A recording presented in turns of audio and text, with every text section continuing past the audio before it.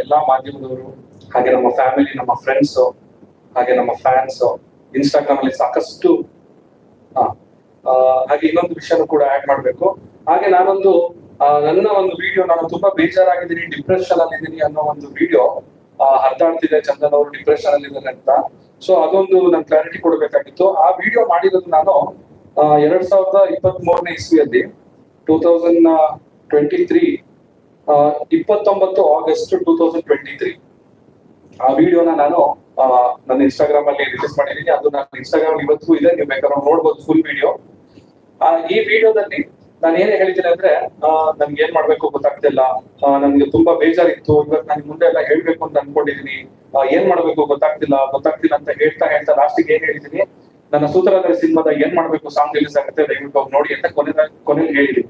ಆ ಕೊನೆಯಲ್ಲಿ ಹೇಳಿರುವಂತ ವಿಷಯನ ಕಟ್ ಮಾಡ್ಬಿಟ್ಟು ಈ ಒಂದು ಸಿಚುವೇಶನ್ಗೆ ಲಿಂಕ್ ಮಾಡಿ ಅದನ್ನ ಹರಿಬಿಟ್ಟಿದ್ದಾರೆ. ಇನ್ನೊಂದು ಸಂಗತಿ ಏನಂತ ಹೇಳಿದ್ರೆ, ನಗು ಬರುತ್ತೆ ನನಗೆ. ನನ್ನ ಪೇಜ್ ಅಲ್ಲಿ ಅದು ಬರೀ 1 ಲಕ್ಷ ವ್ಯೂಸ್ ಪಡೆದಿದೆ. ಅದೇ ಬೇರೆಯವ್ರು ಹಾಕಿರೋ ಒಂದು ವಿಡಿಯೋದಲ್ಲಿ 8 ಲಕ್ಷ ವ್ಯೂಸ್ ಪಡೆದಿದೆ. ಸೊ ಇದೇ ಒಂದು ಏನು ವೈಫಲ್ಯ ಅಂತ ಅನ್ಸುತ್ತೆ ಮೋಸ್ಟ್ಲಿ ಈಗಿನ ಒಂದು ಸಮಾಜದ ಈ ಸಾಮಾಜಿಕ ಜಾಲತಾಣದ ಒಂದು ವೈಫಲ್ಯ ಇಕ್ಕಿದೆ. ಅಂದ್ರೆ ಕೆಟ್ಟ ಸುದ್ದಿಗಳು ಬೇಗ ಹರಡುತ್ತೆ, ಒಳ್ಳೆ ಸುದ್ದಿಗಳು ಎಷ್ಟು ಕಷ್ಟಪಟ್ಟರು ಅದು ಹರಡಲ್ಲ ಅನ್ನೋದು. ಸೊ ಈ ಒಂದು ವಿಷಯ ಕೂಡ ನಾನು ನಿಮ್ಗೆ ಸ್ಪಷ್ಟಪಡಿಸ್ಬೇಕಾಗಿತ್ತು. ಅಫ್ಕೋರ್ಸ್ ಆ ವಿಡಿಯೋದಲ್ಲಿ ನಾನು ತುಂಬಾ ಬೇಜಾರಾಗಿದ್ದೀನಿ. ಇವಾಗ ಬೇಜಾರಿಲ್ಲ ಅಂತಲ್ಲ, ನೀವು ಕೂಡ ಮನ್ಸಲ್ಲಿ ಒಂದು ಬೇಜಾರಿದೆ. ಸ್ವಲ್ಪ ಸಮಯ ಕೂಡ ತಗೊಳ್ತೀನಿ ನಾನು ಇದರಿಂದ ಹೊರ ಬರ್ಲಿಕ್ಕೆ. ಹೊರಬರ್ಬೇಕು ಅಂತ ಹೇಳಿದ್ರೆ ನಿಮ್ಮೆಲ್ಲರ ಒಂದು ಸಪೋರ್ಟ್ ನನಗೆ ಬೇಕು.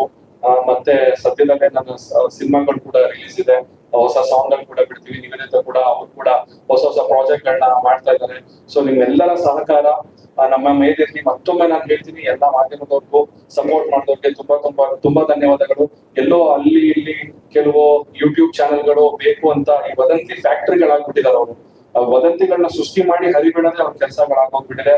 ಆ ತರದವರು ಈ ತರ ಒಂದು ಸಿಚುವೇಶನ್ ಗಳನ್ನ ಬಂಡವಾಳ ಮಾಡ್ಕೊಳ್ತಾ ಇದ್ದಾರೆ. ಇದು ಸಾಮಾನ್ಯ ಜನರಿಗೂ ಗೊತ್ತಾಗುತ್ತೆ, ಬಟ್ ಸ್ಟಿಲ್ ನಮ್ ಕಡೆಯಿಂದ ನಾವು ಹೇಳೋದು ನಮ್ಮ ಒಂದು ಕರ್ತವ್ಯ ಆಗಿದೆ.